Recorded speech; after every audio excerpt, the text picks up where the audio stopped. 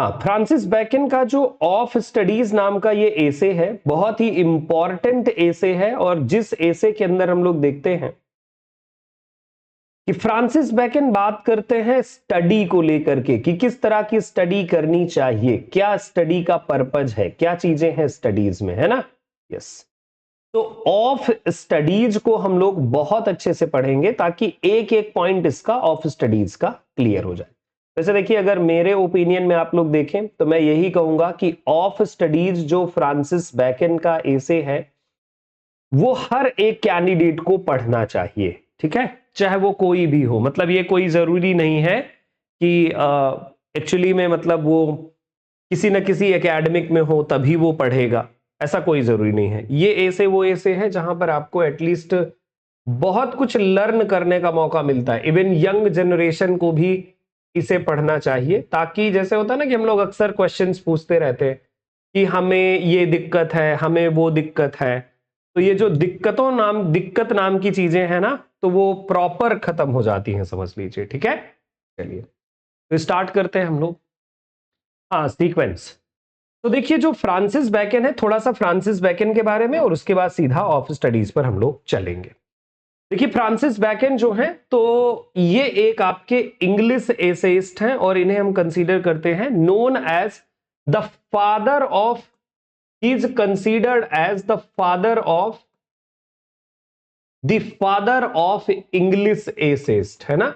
अच्छा, English essayist की बात हो रही है, ये बात वो नहीं हो रही कि मतलब ऑल द एसेइस्ट की बात हो रही है, सिर्फ English, father of English essays इन्हें कंसीडर किया जाता है। और वैसे अगर फादर ऑफ एसेज की बात आए तो वो तो मॉन्टेग है ना, Montaigne is known as father of essays, लेकिन फ्रांसिस बैकन को फादर ऑफ इंग्लिश एसेज कहते हैं।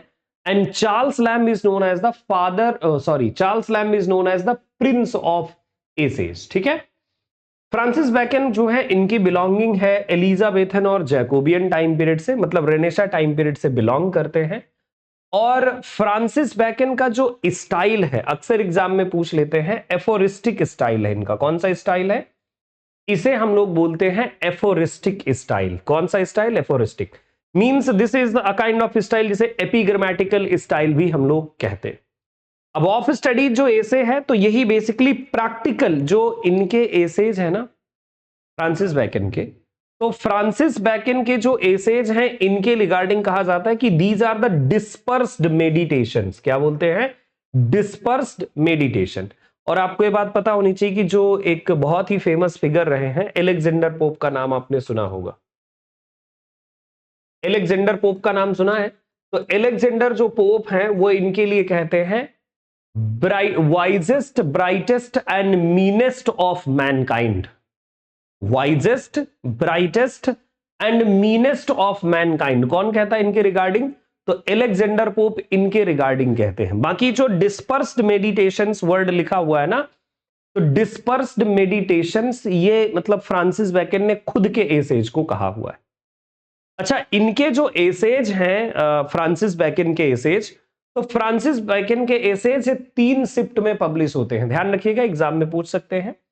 तो फर्स्ट जो है 1597 में, सेकंड जो है वो 1612 के टाइम पीरियड में, और जो थर्ड है वो 1625 के टाइम पीरियड में। टोटल जो है 58 एसेज हैं जो फ्रांसिस बैकन के हैं। And mostly you people have observed कि जो फ्रांसिस बैकन के जो एसेज है ना, तो फ्रांसिस बैकन के एसेज की जो शुरुआत होती है, बोले तो जो बिगिनिंग होती है ना, तो बिगिनिंग कहां से होती है? बिगिनिंग अक्सर आप देखोगे कि ऑफ से इनके टाइटल मिलेंगे, जैसे ऑफ स्टडीज। अच्छा, ऐसा नहीं है कि फ्रांसिस बैकन ही एक है जिनके एसेज की बिगिनिंग ऑफ से होती है। Even we have John Milton के भी एसेज की बिगिनिंग ऑफ से, टाइटल से हो जाती है। बाकी ये एलिजाबेथन टाइम पीरियड में एक बार ये जेल भी गए थे। द रीजन वाज कि इनके ऊपर करप्शन वाला इल्जाम लगा था। And worked as Lord High Chancellor, तो ये जो है कोर्ट में काम करते थे फ्रांसिस बैकन। ये एक ब्रीफ डिटेल है, जैसे ये पूछेंगे या एसेज को पूछ लेते हैं, dispersed meditation and wisest, brightest and meanest of Mankind, that is statement जो आपसे पूछ सकते हैं। किस टाइम पीरियड से बिलोंगिंग है, इन्हें फादर ऑफ इंग्लिश एसेज बोलते हैं, ये आपके एग्जाम में पूछ सकते हैं। इतने ही वो पॉइंट है जो ज्यादातर पूछते हैं। ओके, एंड गाइस जो ऑफ स्टडीज नाम का एसे है, तो इनके क्योंकि एसेज का जो कलेक्शन है उसका नाम है the essays of counsels civil and moral, ऐसे करके इनके एसेज का टाइटल है। जो कलेक्शन इनके पब्लिश होते हैं ना, तो इन कलेक्शंस में ये नाम आपको मिलता है essays of counsels civil and moral Francis Bacon. Interesting बात एक चीज मैं और भी बता दूं कि देखो जो बैकन के एसेज है ना, तो बैकन के एसेज बहुत ही फॉर्मल एसेज है, मतलब बहुत प्रैक्टिकल विजडम पर बेस्ड है। एपिग्रामेटिक स्टाइल को यूज करके इन्होंने पता है क्या करा है कि इन्होंने गागर में सागर भरने वाला काम करा है। छोटे छोटे स्टेटमेंट लिखते हैं लेकिन बहुत कुछ उनकी मीनिंग है। तो अब हम लोग पढ़ेंगे फ्रांसिस बैकन के ऑफ स्टडीज को, बहुत इंपॉर्टेंट एसे है। और ये देखो इनके जो है जो एसेज का जो पब्लिश हुए थे, तो उसका ये फर्स्ट पार्ट है, ये देख लीजिए। बताओ जो फ्रंट पेज होता है ना, एक अंदर वाला टाइटल पेज, फ्रंट पेज नहीं, ठीक है। तो let's begin with of studies. जैसा कि मैंने आपको बताया सभी को कि ऑफ स्टडीज एक ऐसा एसे है, all the candidates even English non English वालों को पढ़ना चाहिए। इससे हमें प्रैक्टिकल नॉलेज बहुत कुछ मिलता है। तो फ्रांसिस बैकन इस एसे के अंदर क्या बताते हैं कि हम किस लिए हमें पढ़ना चाहिए। पढ़ाई में जैसे होता ना कि कई चीजें हमें समझ में नहीं आती, तो फिर हमें क्या करना चाहिए। बुक्स के बारे में भी अपने ओपिनियन दिए हैं कि विच आर द बुक्स जिन्हें हमें पढ़ना चाहिए, जिन्हें नहीं पढ़ना चाहिए। उन तमाम सारी बातों पर फ्रांसिस बैकन फोकस करते हैं। So the very first statement is studies serve for delight, for ornament and for ability। देखिए जो स्टडीज है यानी जो पढ़ना है हमारा, तो जो पढ़ाई का पर्पज क्या है, तो ये सर्व फॉर डिलाइट। पढ़ाई क्यों करी जाती है, मतलब डिलाइट के लिए। लोग मतलब अपने इंजॉयमेंट के लिए पढ़ते हैं। फॉर ऑर्नामेंट, और देखो पढ़ने से आपके अंदर एक योग्यता, क्योंकि एबिलिटी भी है, ऑर्नामेंट एंड एबिलिटी, आपके अंदर योग्यता आती है। And then we have ornament. Ornament का मतलब है वैसे तो सजावट। तो क्या सजावट क्या होती है, बेसिकली हमारी लैंग्वेज सज जाती है, बोलने के तरीके हमारे अच्छे हो जाते हैं, ठीक है। Yes, their chief use for delight. और अगर हाँ बात कर रहे हैं कि अगर हम पढ़ाई जो है अगर हम आनंद के लिए करते हैं, मजे के लिए, इंजॉयमेंट के लिए करते हैं, तो their chief use for delight is in privateness and retiring. तो अगर आप पढ़ने में आपको मजा आता है तो फिर आपको कब पढ़ना चाहिए, तो फिर आपको पढ़ना चाहिए प्राइवेटनेस, एकांत में पढ़ना चाहिए, एंड रिटायरिंग, और तब पढ़ना चाहिए कि जब आप रिटायर हो चुके हो या मतलब थक चुके हो, मतलब आप बिल्कुल खाली बैठे हो, तब आपको फिर पढ़ना चाहिए। और अगर बात करा जाए कि ऑर्नामेंट, क्योंकि कहा कि जो स्टडी के जो 3 पर्पज हैं, ऑर्नामेंट, एबिलिटी एंड डिलाइट, तो उनमें से ऑर्नामेंट ये कैसे है। तो ऑर्नामेंट इन डिस्कोर्स, अगर आप पढ़े लिखे हैं तो आपकी बातचीत में झलक सकता है कि yes you are the one, जिसको नॉलेज है, जिसे ज्ञान है, जिसने पढ़ा है। एंड फॉर एबिलिटी, अगर बात करा जाए कि योग्यता, तो योग्यता का देखिए परिचय आपका तब होता है कहां पर, इज इन जजमेंट, निर्णय लेने की क्षमता आपके अंदर है ना, निर्णय लेने की जो क्षमता होती है। एंड डिस्पोजिशन ऑफ बिजनेस, यानी कि जो एबिलिटी, मतलब आप पढ़ लिख करके क्या योग्यता हासिल किए हैं, तो ये तब पता चलता है कि जब आप चीजों के मतलब डिसीजन ले पाते हैं, है ना। यस, काम काज क्या करना है उसका निर्णय, है ना। और उसके अलावा डिस्पोजिशन ऑफ बिजनेस, यानी कि व्यवस्था करने में, कोई काम है उसे निपटाने में, इस तरह में यह समझा जाता है कि मतलब आप योग्य हैं, है ना। यस, अच्छा, क्योंकि देखिए आगे लिखते हैं Francis Bacon, for expert men can execute and perhaps जज of particulars.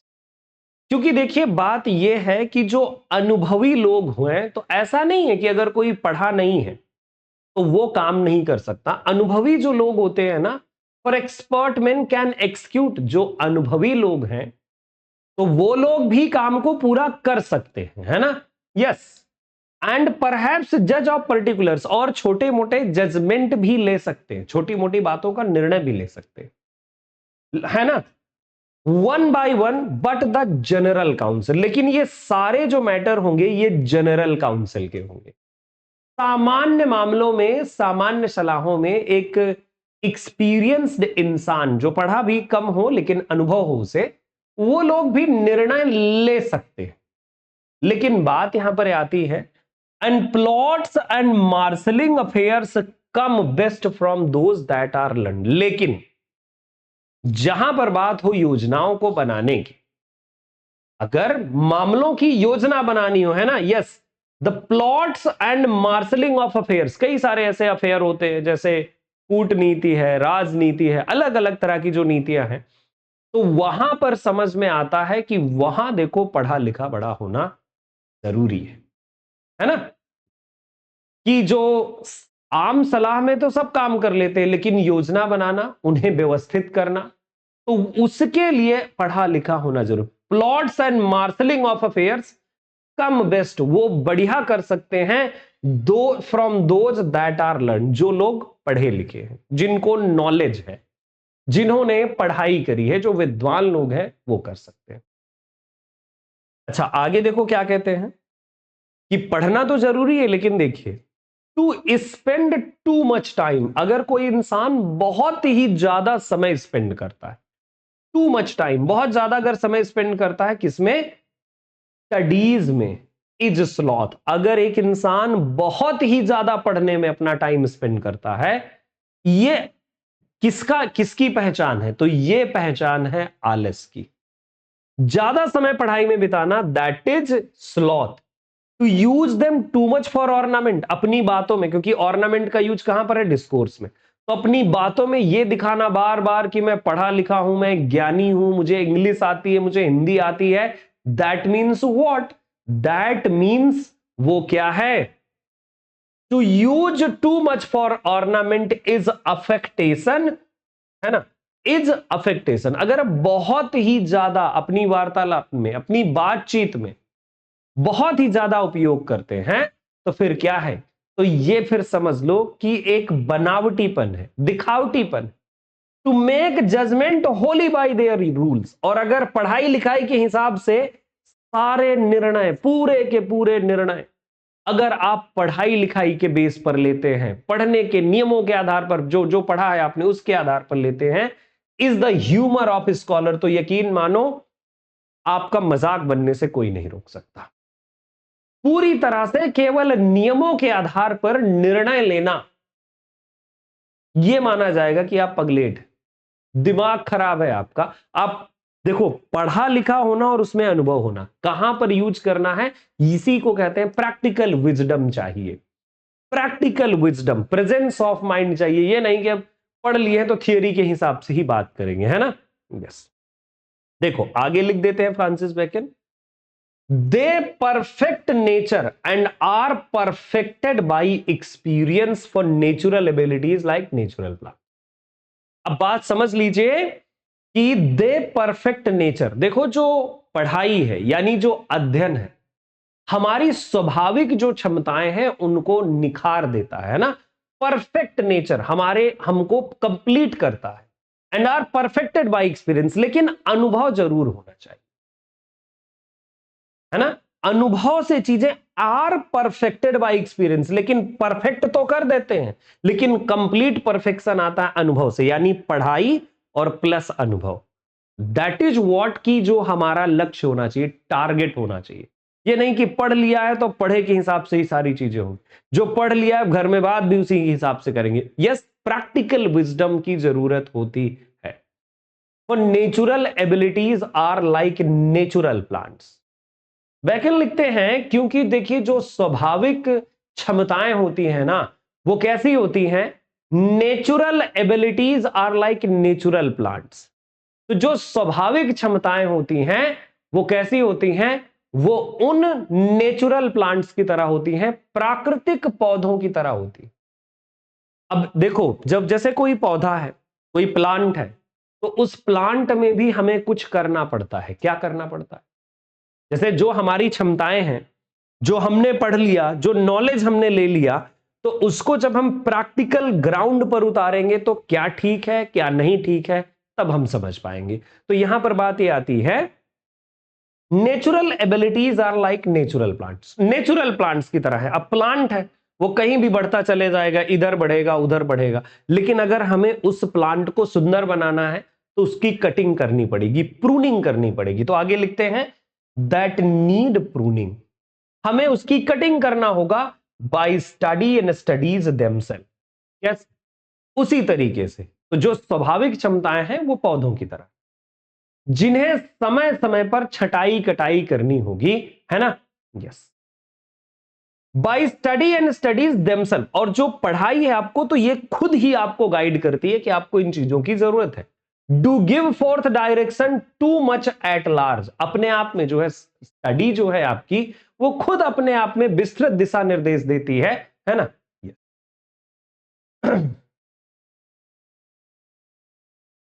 Accept they be bounded in by experience. अच्छा, इसी तरीके से पढ़ाई भी है जो अलग अलग दिशा निर्देश देती है, लेकिन उन अलग अलग दिशा निर्देशों में कब बाउंडेड इन बाई एक्सपीरियंस, लेकिन जब अनुभव के साथ वो चीजें बंध जाती हैं तो और निखार आ जाता है ना।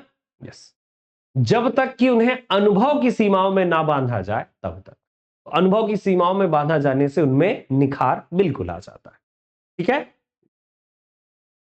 क्राफ्टी, अच्छा ये इंपॉर्टेंट है line, crafty main condemn studies. अच्छा, यहां पर आगे कहते हैं फ्रांसिस बेकन कि कुछ लोग होते हैं जो पढ़ाई पर दोष लगाते हैं। क्या दोष लगाते हैं समझिए। जो चालाक लोग होते हैं, क्राफ्टी मैन मतलब जो चालाक लोग होते हैं वो पढ़ाई को कंडेम करते हैं। जो चालाक लोग होंगे वो क्या कहेंगे पढ़ाई को, तो पढ़ाई के रिगार्डिंग कहते हैं बुराई करते हैं, है ना, कि अरे यार पढ़े लिखे से क्या होता है, ये वो दुनिया की तमाम सारी चीजें। अगर वो नहीं पढ़े लिखे हैं कम तो और भी ज्यादा आपकी बेइज्जती करेंगे, है ना।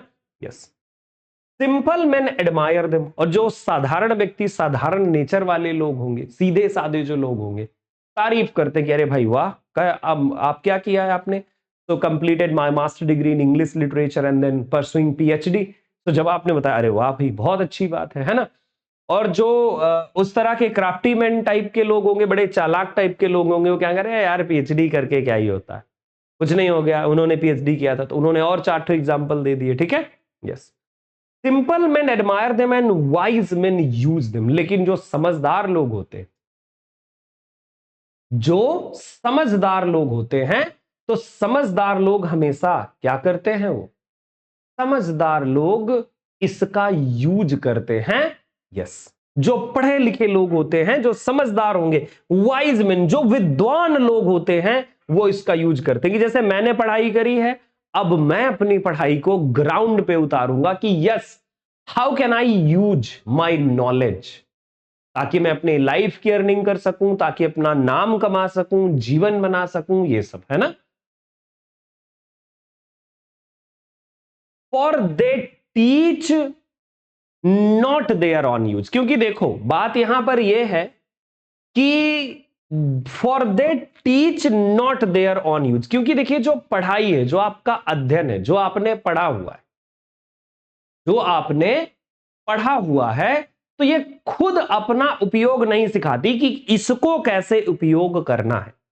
अब जैसे आपने हिस्ट्री ऑफ इंग्लिश लिटरेचर पढ़ा, आपने मेटाफिजिकल पोएट्स को पढ़ा, आपने बहुत कुछ पढ़ा, आपने बहुत कुछ पढ़ा, बट द पॉइंट इज कि ये आपको नहीं बताता कि यूज कैसे करना है। तो आप अपना एक्सपीरियंस, लॉजिक लगाते हो कि हाउ कैन आई यूज, किस तरीके से मैं अपने ज्ञान को यूज करके अपनी डेली लाइफ की चीजें, अपने लाइफ को आगे ले जा सकता हूं, कर सकता हूं, है ना। For they teach not their own use but that is a wisdom without them and above them won by observation, but that is a wisdom without them. लेकिन एक बात जान लीजिए कि देखो यूज तो नहीं अपना, ये तो यूज तो नहीं बताते हैं ना, है ना। यस, तो ये समझ लीजिए कि जो बुद्धिमान व्यक्ति होते हैं ना, तो वो क्या करते हैं, वो पढ़ते भी हैं, क्या करते हैं, but that is a wisdom, यही सबसे बड़ी बुद्धिमत्ता है कि without them and above them, यानी उनके बिना और उनके साथ, वॉन बाय ऑब्जर्वेशन। देखो कुछ बुद्धिमान जो विजडम जो हम लोग हासिल करते हैं ना, जो विजडम हासिल होता है वो कैसे विजडम हासिल होता है, तो विजडम हासिल होता है अनुभव को मिला करके। ठीक है, यानी कि हम पढ़ाई के साथ अनुभव और ऑब्जर्वेशन जब शामिल कर देते हैं तो हमारा जो लेवल होता है वो नेक्स्ट लेवल पर पहुंच जाता है। अब जैसे हमने सब ने पढ़ा है, we all are student and preparing for UGC NET exam और any other exam like TGT, PGT और एलटी ग्रेड, कोई भी एग्जाम में हम पढ़ाई कर रहे हैं। एंड द पॉइंट इज कि हम सिर्फ परेशान हैं, कभी हमने सोचा नहीं कि what to do, how to learn, क्या चीजें हमें सीखना चाहिए, क्या छोड़ देना चाहिए, किसको कितना पढ़ना चाहिए, इसके रिगार्डिंग भी आगे आपको फ्रांसिस बेकन बताते हैं, है ना। तो बुद्धिमानी वहां पर है कि आप उसे पढ़ाई के बिना या पढ़ाई के साथ क्या करें, उसे आप ऑब्जर्व करें, ऑब्जर्वेशन से एक डीपर नॉलेज जरूर लें। अब देखो आगे जो लिखी है बात बड़ी अच्छी लिखी हुई है। कुछ लोग पढ़ने के बाद, बहुत ज्ञानी बनने के बाद दूसरों को नीचा दिखाने लगते हैं। तो ऐसे लोगों के बारे में यहां पर लिखा हुआ है, read not to contradict. Bacon कहते हैं कि देखो पढ़ाई इसलिए नहीं करो कि आप क्या करोगे, कंट्राडिक्ट करोगे किसी से, है ना। यस, इसलिए पढ़ाई नहीं करो कि हम कोई कुछ कहेगा उसकी बात को सीधे काटेंगे, है ना। नॉट कंट्राडिक्ट एंड कंफ्यूज, और यह भी नहीं कि हम उसको गलत साबित करेंगे। पढ़ाई केवल दूसरों की बातों का खंडन करने के लिए, दूसरे की बातों को काटने के लिए या उनको गलत साबित करने के लिए ना करें। आपकी हमारी स्टडी का पर्पज ये नहीं होना चाहिए कि हम दूसरा कोई बात कह रहे हैं, हम ज्ञानी है, हम अपनी बात बताएंगे, ऐसा नहीं। या हम उसको गलत साबित कर देंगे, झूठ है, उसने सही बात कही लेकिन उसकी थियरी को हम गलत साबित कर लेंगे, है ना। Nor to believe and take for granted, और हां पढ़ाई इसलिए भी नहीं करना चाहिए, सिर्फ इसलिए कि पढ़ाई ना करें कि जो पढ़ा उसे सच मान लिया और बस हो गया काम, है ना। Nor to believe and take for granted, ये नहीं कि चलो मान लिया, जो भी बात है मान लिया, सुन लिया और हो गया, ठीक है, भूल जाते हैं उसके बाद, है ना। कि ऐसा भी नहीं कि जो भी है विश्वास कर लिया, सच मान लिया और भूल गए, इसलिए भी नहीं, है ना। Nor to find talk and discourse, और पढ़ाई इसलिए नहीं कि चलो मैं पढ़ लेता हूं तो लोगों से बातचीत करूंगा, लोगों से डिस्कोर्स करूंगा, है ना। कि नहीं मैं मुझे बातचीत करने के लिए ज्ञान लेना है, पढ़ाई करनी है, बस लोगों से बातचीत करने के लिए मुझे ज्ञान चाहिए। ज्ञान का पर्पज ये नहीं होना चाहिए, but two way and consider. Purpose क्या होना चाहिए, वे एंड कंसीडर। कोई किसी ने कहा उसकी बातों को तौलिए, समझिए, विचार करिए, इसलिए पढ़ाई करनी चाहिए। ये नहीं कि पढ़ाई कर लेंगे तो बस बहस करेंगे, पढ़ाई कर लेंगे तो अपनी बुद्धिमानी दिखाएंगे, पढ़ाई कर लेंगे तो कोई कुछ बात कहेगा उसको गलत साबित कर देंगे, है ना। कोई पढ़ाई कर लिया, मान लो हमने पढ़ा है, किसी को हमने ज्ञान दे दिया, तो भाई वो सही मान ले वो बात, क्या वो सही है या नहीं, इस पर भी सोचना समझना जरूरी है, ठीक है।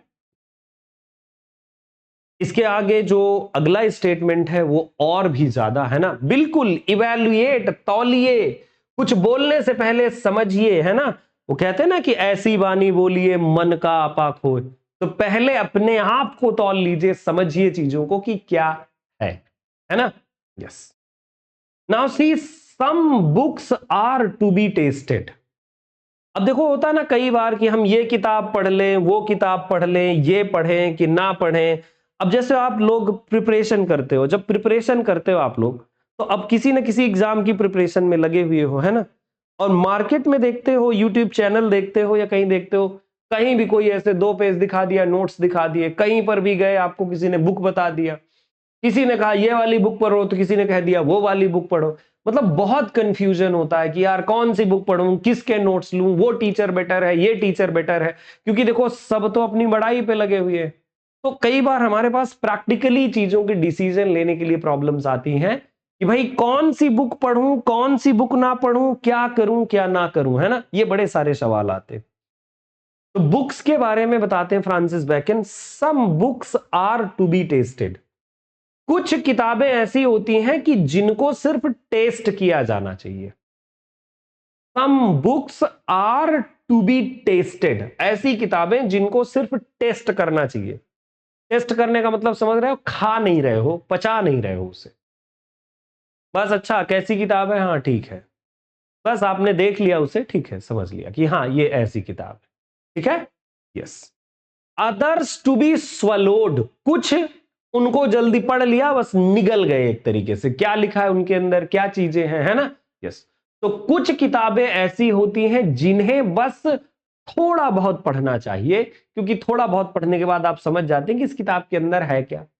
कुछ ऐसी होती हैं जिन्हें तेजी से पढ़ लेना चाहिए, है ना, तेजी से, जैसे some books are to be tasted, others to be swallowed, others to be swallowed, जिनको आप तेजी से पढ़ते हो, जल्दी जल्दी पढ़ो, है ना, ये नहीं कि बहुत समय लगा करके पढ़ रहे। But yes, and some few to be chewed and digested, लेकिन कुछ किताबें ऐसी होती हैं जिन्हें चीव्ड और डाइजेस्ट करना चाहिए, जिन्हें आप मुंह में डाल करके चबाते हो, है ना, और चबा करके पढ़ने का मतलब है कि बहुत ध्यान और गहराई से पढ़ना पड़ता है। जैसे कि आप जब PYQs देखते हो तो बड़े ध्यान से समझो क्या चीजें उसके अंदर दी गई हैं, समझो, एनालाइज करो, है ना, जैसे कॉम्पिटिटिव एग्जाम की चीजें, फैक्ट्स पॉइंट्स पढ़ते हो, उन्हें एनालाइज करो, क्योंकि उन्हें लंबे समय तक याद रखना है। लेकिन पता चला कि आप कहीं पर कोई कहानी पढ़ रहे थे, जैसे मान लो आप इंग्लिश लिटरेचर के स्टूडेंट हो और आपको कहीं पर कोई कहानी मिल गई, ये कहानी आपके सब्जेक्ट कहीं से कोई इसका कनेक्शन नहीं है, कहा बस आनंद के लिए पढ़ना, जल्दी से पढ़ लिया, समझ लिया, हाँ ठीक है ये। कहीं पर आपको साइंस का कोई बड़ा कॉन्सेप्ट मिल गया, अब उसमें बहुत ज्यादा आपकी रुचि नहीं, बस देख लिया, हाँ ठीक है साइंस का कॉन्सेप्ट है, ठीक है। तो ये सारी चीजें, तो जो काम की चीज है, यानी कि जैसे आपके नोट्स होते हैं, जैसे कि आपकी गाइड बुक्स होती हैं, उनकी एक अच्छी अंडरस्टैंडिंग होना चाहिए, चीव्ड एंड डाइजेस्टेड। जैसे मेटाफिजिकल पोएट्स पढ़ रहे हैं, जैसे हम लोग मूवमेंट पोएट्स पढ़ रहे हैं, अपना सिलेबस पढ़ रहे हैं किसी कंपिटिटिव एग्जाम का, so that must be chewed and digested. जब चीव करेंगे और डाइजेस्ट करेंगे, यानी ध्यान से जब आप पढ़ेंगे, तो उसका आउटकम अगले लेवल का होगा, ठीक है। यस, आगे देखो, फ्रांसिस बेकन लिखते हैं, दैट इज, कहते हैं कि मेरा कहने का मतलब यह है, some books are to be read only parts, कि कुछ किताबों को सिर्फ पार्ट्स में पढ़ा जाता है, others to be read but not curiously, कुछ को पढ़ा जाए लेकिन बहुत ही ज्यादा क्यूरियसिटी के साथ नहीं, and some few to be read wholly, लेकिन कुछ किताबें जिन्हें कंप्लीटली पढ़ना चाहिए, उनको बारीकी से पढ़ना चाहिए, कंप्लीट पढ़ना चाहिए पूरी तरीके से, है ना। Yes, curiously, and some few to be read wholly with diligence and attention, बिल्कुल कंप्लीट ध्यान के साथ, ऐसा नहीं कि अरे हाँ पढ़े थे, हाँ हाँ पढ़े थे, एग्जाम में कुछ था, ऐसा ही था, तो ऐसा, है ना, समझ गए, पूरी तरह लगन और ध्यान के साथ पढ़ी जानी चाहिए कुछ किताबें। और ऐसी किताबें कौन सी होती हैं, जैसे जिनसे जॉब मिलना है, जिनसे आपको एग्जाम क्वालिफाई करना है, वो किताबें, या फिर आपकी कोई ऐसी किताबें जो बड़ी फेवरेट हो सकती है, ऐसा कोई जरूरी नहीं कि नहीं कंपटीशन की ही बात चल रही है यहां पर, है ना, ठीक।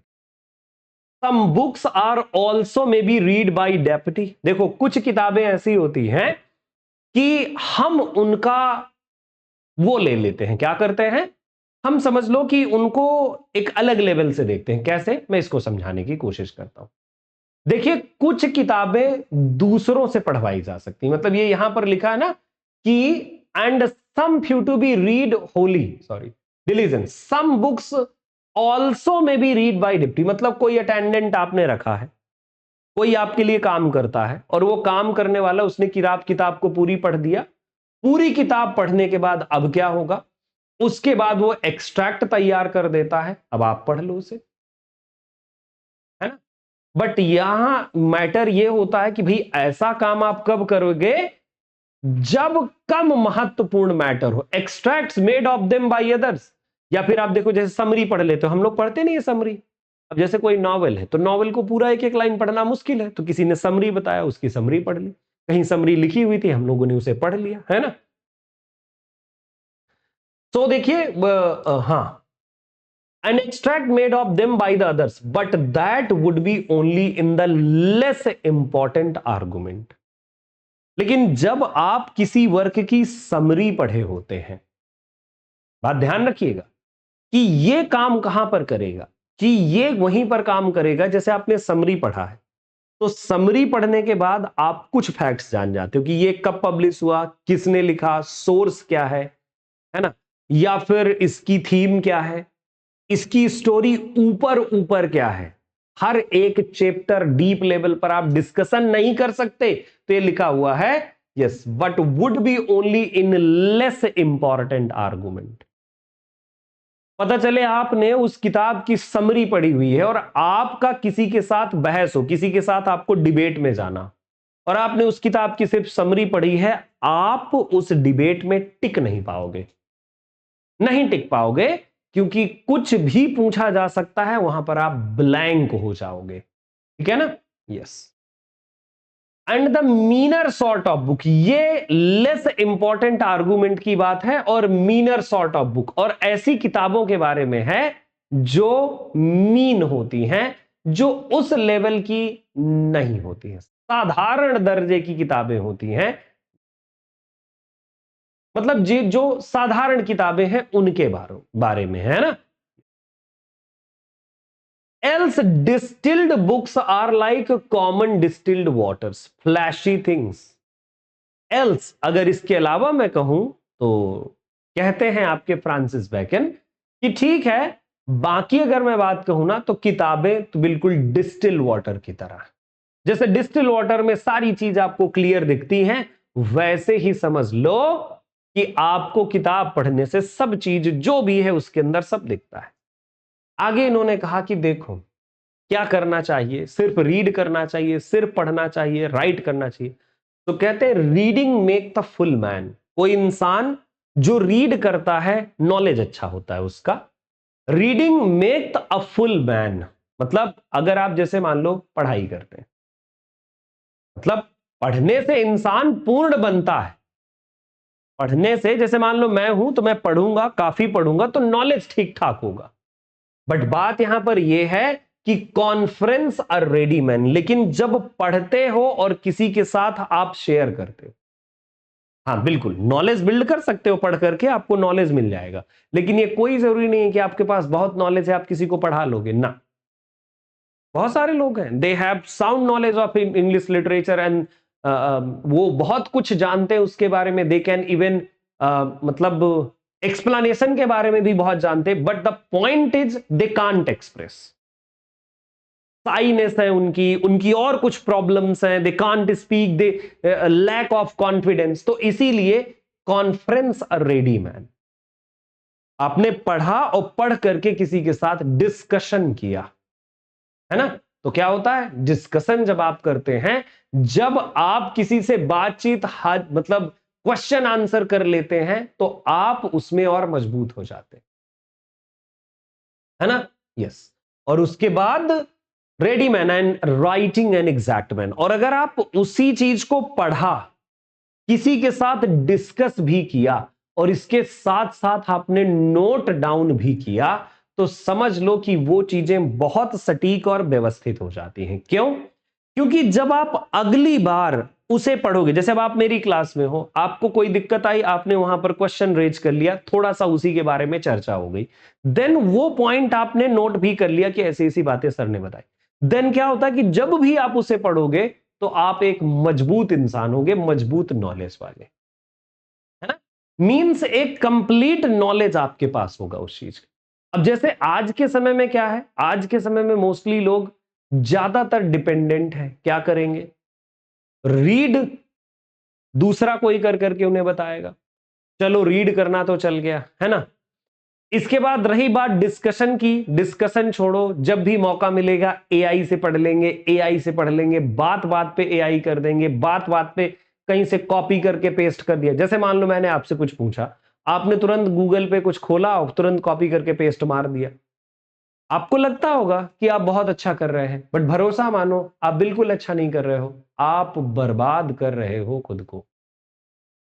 ये तब आपको पता चलेगा जब आप एग्जाम हॉल में बैठे होगे, क्योंकि आपको तो आदत है कि जहां फंसे तो वहां गूगल, जहां फंसे वहां जेमिनाई, जहां फंसे वहां चैट जीपीटी, तो बस जीपीटी पीपीटी में रह गए और कहानी खत्म, जिंदगी स्वाहा, है ना। क्योंकि हमें आदत है कि अरे यार ईयर नहीं आ रहा, गूगल करके देख लो। मतलब इतना डिपेंडेंट नहीं बनना होता इन चीजों को लेके, है ना। यस, अगर आप उसे बार बार हर पॉइंट के लिए यूज करोगे, मेमोरी से जीरो हो जाओगे। हाँ, जैसे ही एआई से खोल के, हाँ अरे हाँ ये अच्छा ठीक है ठीक, वो याद नहीं होगा आपको।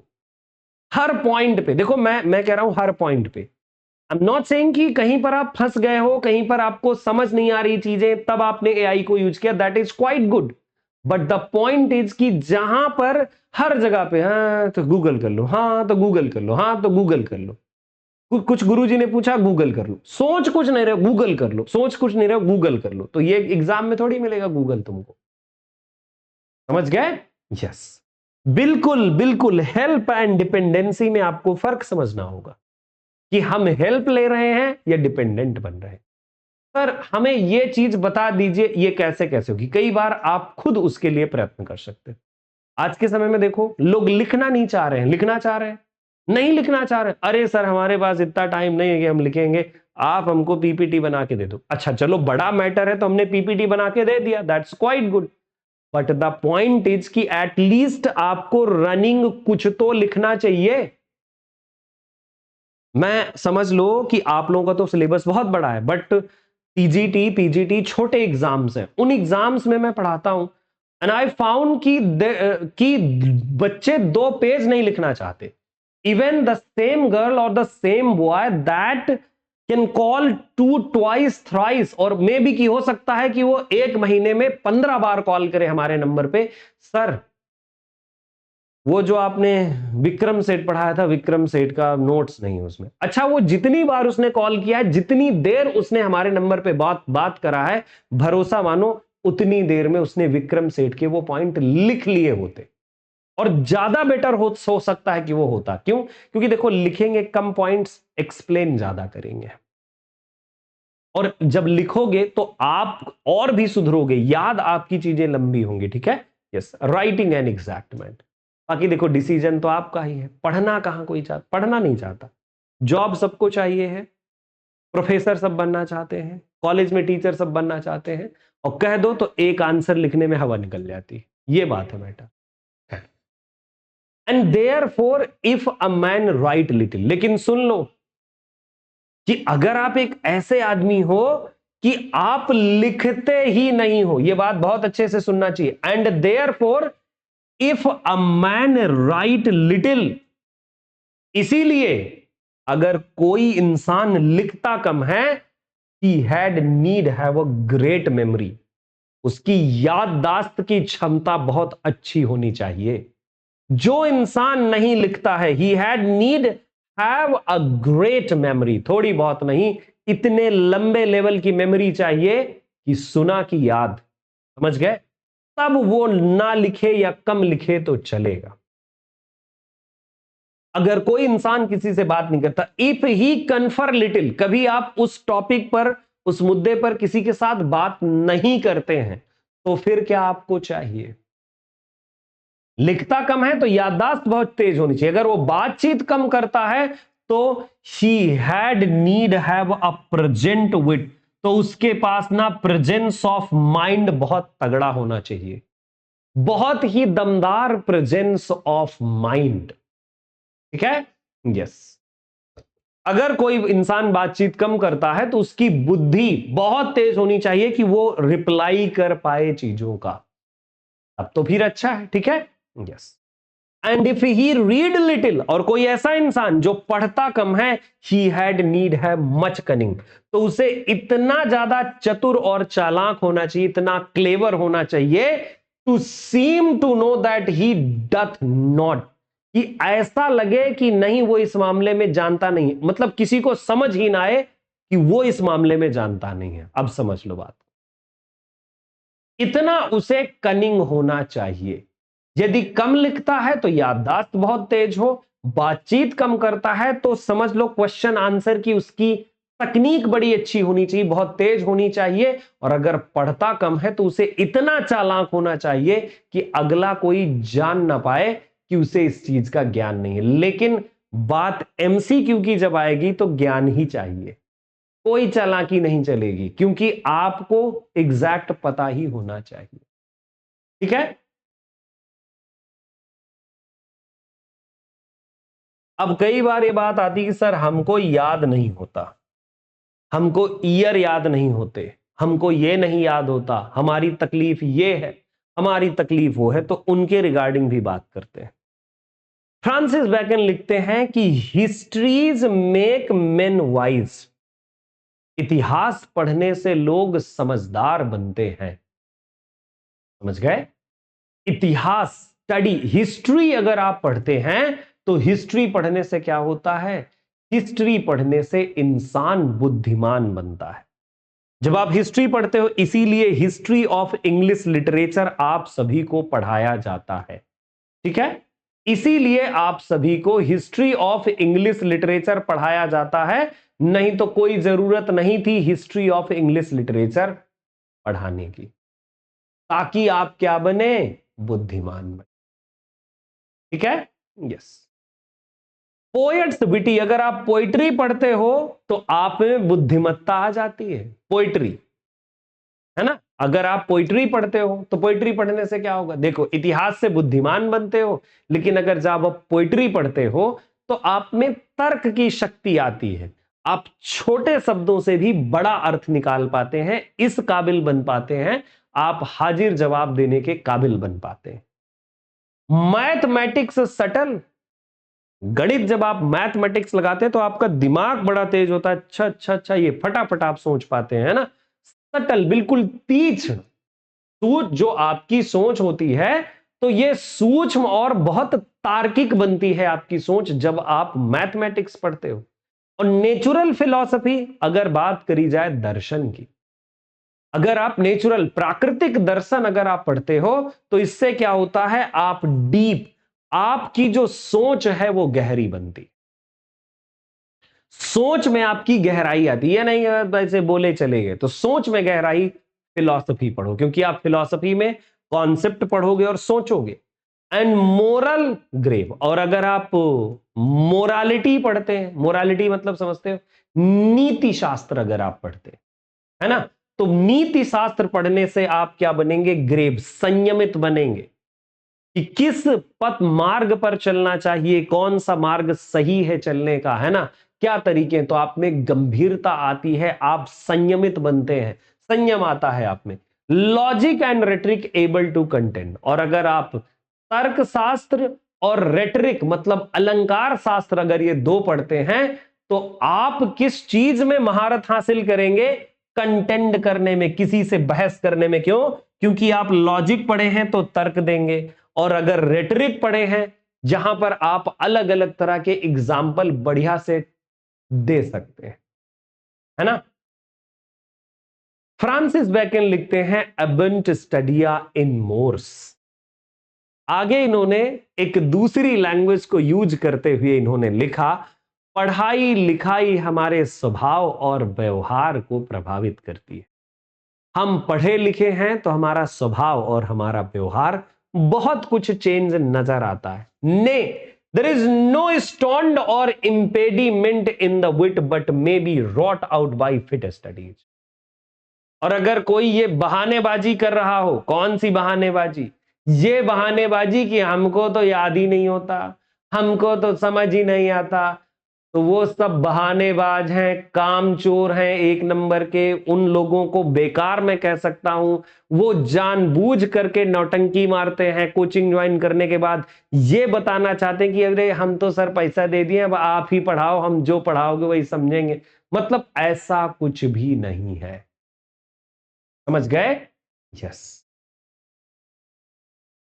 हमारे मतलब समझ लो कि कोई ऐसी बाधा या रुकावट नहीं है, यकीन मानो, कोई ऐसी बाधा या रुकावट नहीं है, यस, कि जिसकी वजह से हमें पढ़ाई से दूर किया जा सके या हमारा इंटरेस्ट खत्म हो जाए। ऐसी कोई चीज है ही नहीं। समझ लो, देखो, ने देर इज नॉट स्टोन और इंपेडिमेंट, कोई भी ऐसी बाधा नहीं है इन द विट कि आप समझदार ना बनो, but may be wrought out by fit studies.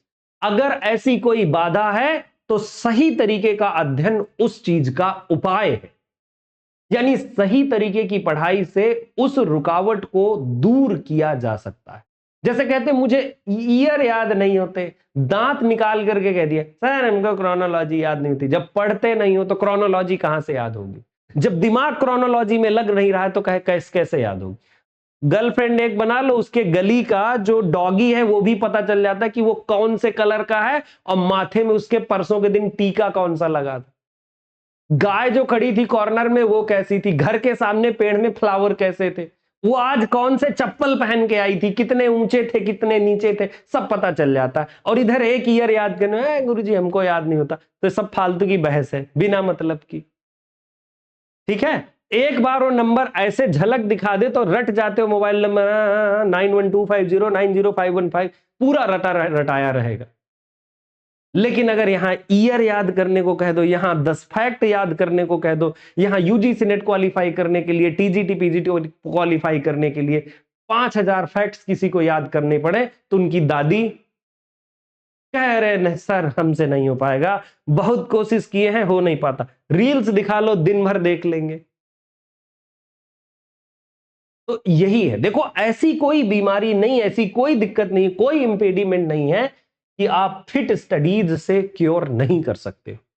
Like as diseases of body, जैसे शरीर में अलग अलग बाधाएं होती हैं, अलग अलग शरीर की बॉडी में दिक्कतें आती हैं, तो उनको सही किया जाता है मे हैव एप्रोप्रिएट एक्सरसाइज। जैसे शरीर में दिक्कतें आई, पांव दर्द कर रहा है, हाथ दर्द कर रहा है, आंख टेढ़ी हो रही है, विजन कम हो रहा है, क्या कहते हैं योगा करो, है ना, सांस कमजोर हो रही है कि बोले अनुलोम विलोम करो, बीपी बढ़ रहा है ना, ये सब करो, वो सब तो है एक्सरसाइज। वैसे ही पढ़ाई के लिए bowling is good for the stone, bowling करना गेंदबाजी पथरी के लिए, और ये देखिए अच्छी है ना, yes bowling is good for stone and reins. जो मतलब बॉलिंग करना है वो पथरी अगर आपको हुई है या फिर आपके गुर्दों में कोई दिक्कत है तो अच्छा है। Shooting for the lungs and breast, अगर लंग्स डिजीज है कोई, ब्रेस्ट की कोई डिजीज है तो शूटिंग करिए, शूटिंग निशानेबाजी फेफड़ों के लिए बहुत अच्छी है ना, yes. And gentle walking for the stomach, पेट में हल्की फुल्की दिक्कत हो रही हो, दर्द हो रहा हो, थोड़ा थोड़ा हल्के कदमों से चल करके देखिए ठीक हो सकता है। राइडिंग फॉर द हेड, दिमाग कमजोर काम कर रहा हो तो घुड़सवारी करिए, घुड़सवारी से आपका जो माइंड है तो माइंड का जो ब्लड सर्कुलेशन है वो बढ़िया होता है ना, एंड द लाइक, और ऐसे ही तमाम उपाय हैं। So if a man's wit be wandering, तो अगर समझ लो, अब देखो आगे क्या कहते हैं, कहते हैं कि देखो इसीलिए मैं एक बात कहता हूं, है ना, यस घोड़ा है मेरे पास ले लीजिए कोई नहीं। कहां से घोड़ा? बादाम खाया करो तुम, बादाम बादाम तुम्हारे लिए अच्छा होगा। गजब। नास्ती। अच्छा ठीक है, तुम घोड़े वोड़े मत लाओ, गधा तो मिल जाएगा ना आसपास, गधा ही लेके काम चला लेना। ये देखो, so if a man's wit be wandering, देखो एक बात समझो, कुछ लोग कहते हैं ना कि सर मैं पढ़ने के लिए बैठता हूं अब मेरा ध्यान ही नहीं लग पाता, उनके लिए, उन दुष्टों के लिए, उन दुष्टनियों के लिए जो कहती हैं कि सर पढ़ने बैठते हैं लेकिन मन नहीं लगता है ना, जो ये कहते हैं कि सर पढ़ने तो बैठते हैं लेकिन मन नहीं लगता है ना, तो उनके लिए देख लीजिए उपाय है।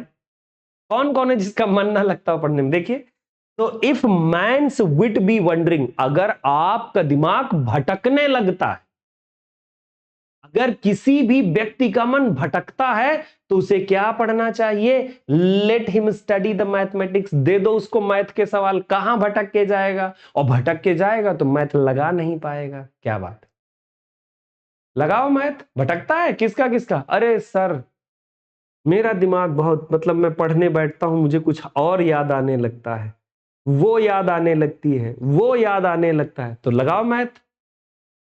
और अगर दिमाग इधर उधर जाएगा तो भरोसा मानो कि कुछ नहीं होना। ठीक है, दिमाग इधर उधर गया पढ़ाई खत्म, ठीक, मैथमेटिक्स पढ़ो। अच्छा अभी आगे भी ये उपाय, हाँ देखो क्या पढ़ना है, मैथमेटिक्स फॉर इन डेमोन्स्ट्रेशन, पढ़ो भाई मैथमेटिक्स। ठीक है, गणित के सवालों को हल करने दीजिए, पता चल जाएगा। If his bit be called away never so little, थोड़ा सा भी दिमाग नहीं भटकेगा, फ्रांसिस बेकन कह रहे हैं कि जरा सा भी दिमाग भटक जाए तो बताना, और अगर जरा सा भटक गया, if he must be if he हाँ so little if sorry he must begin again, और अगर हल्का सा भटका तो फिर से शुरू करो, एक से गिनती गिनना शुरू करो, लगाओ मैथ। तो जिनका दिमाग ज्यादा भटकता हो, जो लोग मुझसे कई बार गाना गा चुके हैं क्लास में, उन गाना गाने वालों और वालियों के लिए यही है कि दिमाग भटकता है ना, पढ़ते हैं गुरुजी, पढ़ रहे होते हैं किताब, मन पहुंच जाता है वहां पे कि कॉलेज में क्या चल रहा था, रसगुल्ले पे मन पहुंच जाता है, समोसे पे मन पहुंच जाता है, चाट पकौड़ी पे पहुंच जाता है, लगाओ मैथमेटिक्स। और जब लगाओगे दिमाग कहीं नहीं जाएगा, अगर गया तो फिर शुरू से शुरू करो। ठीक, बहुत बढ़िया उपाय है आपके लिए, है ना। If his wit be not apt to distinguish और फाइंड डिफरेंसेस, जैसे कई सारे लोग क्लास में होते हैं, सर एनाफोरा और एपिथेट में क्या डिफरेंस है, सर ट्रेजेडी और कॉमेडी में क्या डिफरेंस है, सर क्लोजेड ड्रामा और ड्रामा में क्या डिफरेंस है, सर इसमें और उसमें क्यों डिफरेंस है। अब सर को पाए हो तो जब मन किया तो लो सर से पूछ लो, हवाबाजी की तरह, जितने बजे मन किया, सुबह दोपहर शाम रात में, जब मन किया लो गुरुजी अंतर बता दे। अब सुनो भाई साहब, अगर आपको ऐसा करना है ना, if his wit be apt not be not apt to distinguish और फाइंड डिफरेंसेस, अगर आपका दिमाग इतना काबिल नहीं है कि आप चीजों के बीच में अंतर नहीं कर पाते, चीजों को पहचानने की क्षमता नहीं है, तो फिर क्या करो, late him study the school man. तो पढ़ो फिर भाई साहब इसको, किसको, स्कूल मैन मतलब तर्क शास्त्रियों को पढ़ो, फॉर दे आर क्यूमिनी सेक्टर्स। क्यों, क्योंकि जो तर्क शास्त्री होते हैं ना, तो तर्क शास्त्री बाल की खाल निकाल लेते हैं। तो ले तर्क शास्त्र पढ़ो, क्यूमिनी सेक्टर्स, बाल की खाल निकालो, अपने आप अंतर समझ में आने लगेगा चीजों के बीच में, है ना। ठीक है, if he be not apt to beat over matters, कोई अगर इंसान ऐसा हो जो कहे कि सर पढ़ तो लेते हैं सब बात है, लेकिन डिसीजन नहीं ले पाते, क्या करें क्या ना करें, पढ़ाई करें कि पढ़ाई ना करें, बीएड कर लूं कि बीएड ना करूं, यूजीसी नेट क्वालिफाई करूं कि यूजीसी नेट क्वालिफाई ना करूं, सर तैयारी DSSB की कर लूं, टीजीटी की कर लूं, पीजीटी की कर लूं। अगर कोई ऐसा इंसान है जो निर्णय नहीं ले पाता है तो फिर क्या करें, if he be not apt to beat over matters, अगर कोई ऐसा इंसान है, अगर कोई ऐसा इंसान है तो की मतलब जो है वो मामलों में निर्णय नहीं ले पाता, है ना। Yes, and to call up one thing to prove and illustrate another, पता चलता है एक चीज सोचता है ना, एक बात को एक बात का इस्तेमाल करने के लिए दूसरी बात को मतलब जो है साबित करने के लिए समझने की कमजोरी अगर आदमी में है किसी में, तो फिर उसे क्या करना होगा, late him study the lawyers cases, जो लॉयर्स के केसेस हैं उसको दे दो कि लो पढ़ो, क्योंकि डिसीजन तो देना पड़ेगा कौन सही है कौन गलत, है ना। If he be not apt to beat over matters, अगर वो डिसीजन नहीं ले पाता, and to call up one thing to prove and illustrate another, और अगर उसे जरूरत पड़ती है एक चीज को प्रूव करने के लिए किसी दूसरी चीज को लाने की, तो उसे दे दो लॉयर्स के केसेस, अपने आप सुधर जाएगा वो। तो every defect of the mind में हैव अ स्पेशल रिसिप्ट। इस प्रकार से ये कह सकते हैं कि मन की हर कमी या दोष के लिए एक खास तरीके का उपचार है, और इसे कर करके आप समझदार बन सकते। ठीक है, तो ये है एसे ऑफ स्टडीज, इसे सबको पढ़ना चाहिए, चाहे आपके एग्जाम में डिटेल्ड प्रेस्क्राइब्ड हो या ना प्रेस्क्राइब्ड हो, इससे आपको कुछ ज्ञान तो मिल ही जाता है, मिल जाता है ना, बिल्कुल मिल जाता है। ठीक है, तो इससे आपको पक्का पक्का काफी कुछ ज्ञान मिलता है। चलो भाई, तो ऑफ स्टडीज के बारे में पढ़ करके जैसा भी आपको लगा हो अच्छी बात है, मुझे अच्छा लगा, मुझे मजा आया, है ना। आज के लिए बस इतना ही, फिर से मिलेंगे, तब तक के लिए नमस्कार, अपना ख्याल रखिएगा, पढ़ते लिखते रहिएगा। ठीक है, सीखना बहुत जरूरी है, जीवन में सीखना बहुत जरूरी है। कोई दिक्कत हो तो कमेंट बॉक्स में लिखिएगा। गुड नाइट, टेक केयर, अपना ख्याल रखिएगा।